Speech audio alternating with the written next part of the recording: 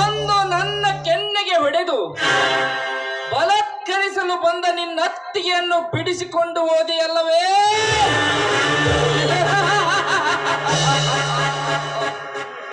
ಛೇ, ಸರ್ಪದ ಬಾಯಿಯಲ್ಲಿರುವ ಕಪ್ಪೆಯನ್ನು ಬಿಡಿಸಿಕೊಳ್ಳಲು ಸರ್ಪವನ್ನ ಕೆಣಕಿ ಕಪ್ಪೆಯನ್ನು ಬಿಡಿಸಿಕೊಂಡಂತಾಗಿದೆ.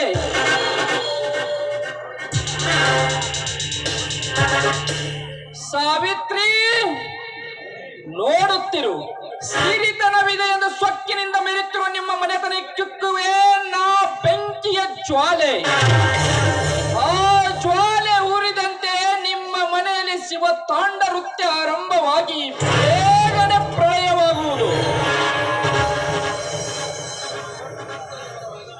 ನಂದನವಾಗಿದ್ದ ನಿಮ್ಮ ಮನೆ ಹಿಂದೆ ಬೀಸುವೆ ಸುನಿಲನಿಗೆ ನನ್ನ ಪ್ರೇಯಸಿ ಸುವರ್ಣದಿಂದ ಪ್ರೇಮದ ಬಲೆ.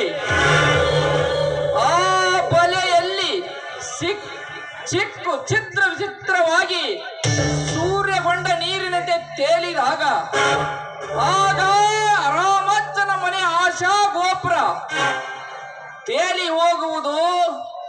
ವಜ್ರಗಳು ಬಾದಿಯಲ್ಲಿರುವ ನಿಮ್ಮೆಲ್ಲರ ಮನಸ್ಸು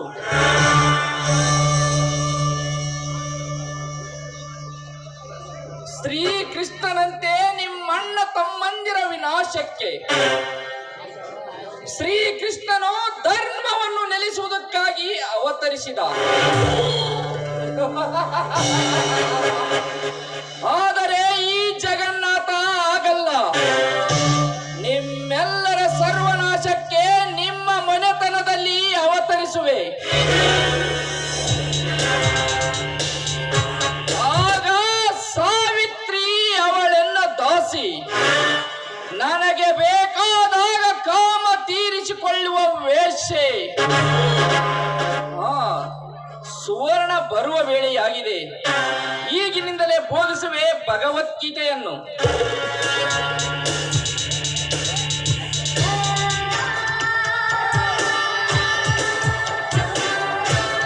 hello mister Jagannath. Come on miss Suvarna, ಏನು ಸಮಾಚಾರ? ಒಳ್ಳೆ ಗ್ರ್ಯಾಂಡ್ ಆಗಿ ಬಂದಿದೆಯಲ್ಲ, ಏನಾದರೂ ವಿಶೇಷವಿತ್ತೆ? ವಿಶೇಷವೇನು ಬಂತು ಜಗನ್ನಾಥ್? ಮನ ಮೆಚ್ಚಿದ ಮಲ್ಲಿಗೆಯಲ್ಲಿ ಸದಾ ನಿಮ್ಮ ಭಾವಚಿತ್ರವೇ ಅಲ್ಲಿ ನಿಂತಿರುವಾಗ ಇದೇ ಯಾವತ್ತು ವಿಶೇಷ ಅಲ್ವೇ? ಸುವರ್ಣ, ಅಗೋ ನೋಡು, ಪಶ್ಚಿಮ ದಿಗಂತದಲ್ಲಿ ರವಿಯು ತನ್ನ ಮೃದುವಾದ ಕಿರಣಗಳನ್ನು ಈ ಹೂಬರ ಮೇಲೆ ಚೆಲ್ಲುತ್ತಾ ಪ್ರೇಮಿಗಳ ಸಂತೋಷಕ್ಕೆ ಹೇಗೆ ಎಡೆ ಮಾಡಿಕೊಡುತ್ತಿದ್ದಾನೆ ಆ ದಿನಮಣಿ. ಅಗೋ ಅಲ್ಲಿ ನೋಡು, ಆ ಹಕ್ಕಿ ಪಕ್ಷಿಗಳೆಲ್ಲ ಸೂರ್ಯದೇವನ ಆಸ್ತಂಗವಾಗುವುದರಿಂದ ಆ ಹಕ್ಕಿ ಪಕ್ಷಿಗಳು ತಮ್ಮ ತಮ್ಮ ಜೋಡಿಗಳೊಂದಿಗೆ ಹೇಗೆ ಗೂಡನ್ನು ಸೇರ್ತಾ ಇದ್ದೇವೆ ಅಂತ ನೋಡಿ. ಆ ಹಕ್ಕಿ ಪಕ್ಷಿಗಳೆಲ್ಲ ತನ್ನ ಇಂಪಾದ ಕೂಗಿನಿಂದ ಕೂಗುತ್ತಾ ಚಿಲಿಪಿಲಿ ಗುಟ್ಟುತ್ತಾ ಗೂಡನ್ನು ಸೇರುವುದರ ಸಂಕೇತವೇನು? ಅದು ಅಲ್ಲೇ ನವ ಪ್ರೇಮಿಗಳಾಡುವ ಮಾತಿನ ಸಂಕೇತ. ಬಲು ರಸಿಕರು ನೀವು. ಇದೇ ಸಂತೋಷದ ಸಮಯದಲ್ಲಿ ಮೂಡಿ ಬರಲಿ ಒಂದು ಮಧುರ ಕಂಠದ ಗಾಯನ.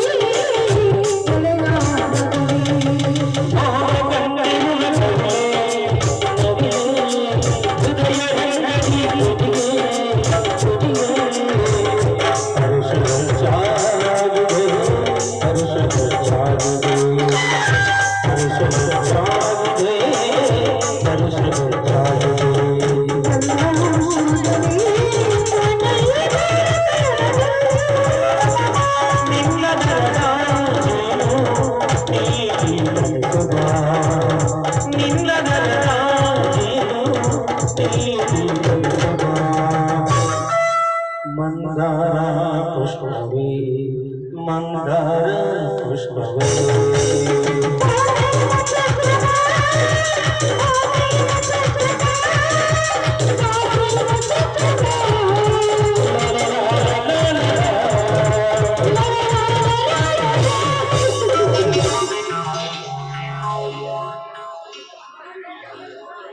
ಸುವರ್ಣ, ನಾನಿಂದು ನಿನಗೆ ಮಹತ್ವವಾದ ಕೆಲಸವನ್ನು ಒಪ್ಪಿಸಬೇಕೆಂದಿರುವೆ. ಅದಕ್ಕಾಗಿ ನಿನ್ನ ಒಪ್ಪಿಗೆಯನ್ನು ಬಯಸುವೆ.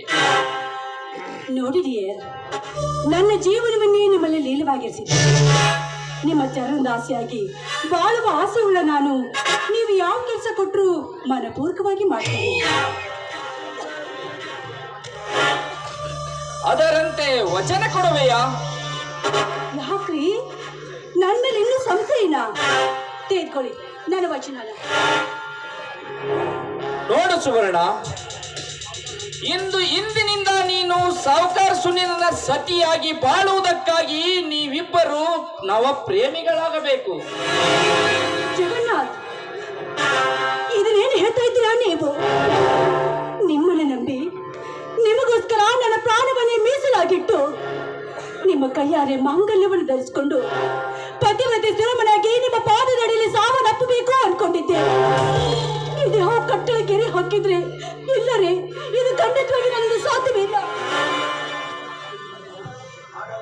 ಆಗಲ್ಲ ಸುವರ್ಣ, ನಾ ಹೇಳುತ್ತಿರುವುದು ಶಾಶ್ವತವಾಗಿ ಸುನಿಲನ ಸತಿಯಾಗಿ ಬಾಳೆಂದು ನಾ ಹೇಳುತ್ತಿಲ್ಲ. ತಾತ್ಕಾಲಿಕವಾಗಿ ಸುನಿಲನ ಸತಿ. ಮದುವೆಯಾದ ಮರುದಿನವೇ ನೀ ಆ ಮನೆಗೆ ಹಾಕಬೇಕು ಸೂತ್ರಧಾರಿ. ಆಗ ನೀನು ನಿನ್ನ ಗಂಡನಿಗೆ ಮಂಕು ಬುದ್ಧಿಯನ್ನೆರಚಿ ಅಣ್ಣ ತಮ್ಮಂದಿರ ಯುದ್ಧವನ್ನು ನೋಡಿ ಚಪ್ಪಾಳೆ ತಟ್ಟೆ ನಕ್ಕು ನಲಿಯಬೇಕು ನಾವಿಬ್ಬರು ಒಂದಾಗಿ. ಆಗ ಸುನಿಲನ ತಂದೆ ರಾಮಜ್ಜನ ಆಶಾ ಗೋಪುರ ಚಿತ್ರವಾಗಿ ಸೂರ್ಯಗೊಂಡ ನೀರಿನಂತೆ ತೇಲಿದಾಗ ಬಂದು ಸೇರು ನೀ ನನ್ನನ್ನು. ಆಗ ನಾನೇ ರಾಜ, ನೀನೇ ರಾಣಿ.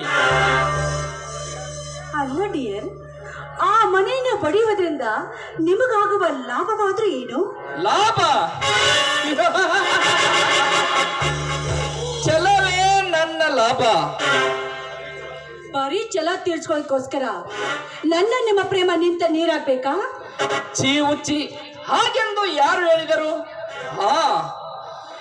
ಅಲ್ಲಿವರೆಗೆ ಗುಪ್ತವಾಗಿರಲಿ ನಮ್ಮಿಬ್ಬರ ಪ್ರೇಮದ ನಾಟಕ. ಅಲ್ಲರಿ, ಈ ಗುಪ್ತ ಪ್ರೇಮದ ವಿಷಯ ನಮ್ಮ ನಲ್ಲನಾಗುವ ಸುನಿಲ್ಗೂ ಅಥವಾ ಅವ್ರ ಮನೆಯವರಿಗೂ ಗೊತ್ತಾದ್ರೆ ಮುಂದೆ ನನ್ನ ಗತಿ ಹೇಗೆ? ಸಾವಿತ್ರಿ, ನಮಗಾಗುವ ಗತಿಯ ಬಗ್ಗೆ ವಿಚಾರಿಸದೆ ರಾಮಜ್ಜನ ಮನೆಗಾಗುವ ಗತಿಯ ಬಗ್ಗೆ ವಿಚಾರ ಮಾಡಿ ನೋಡು.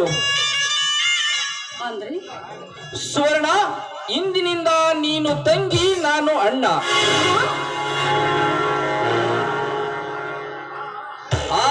ಹಾಗಲ್ಲ ನಾ ಹೇಳುತ್ತಿರುವುದು, ಕೇವಲ ನಟನೆ.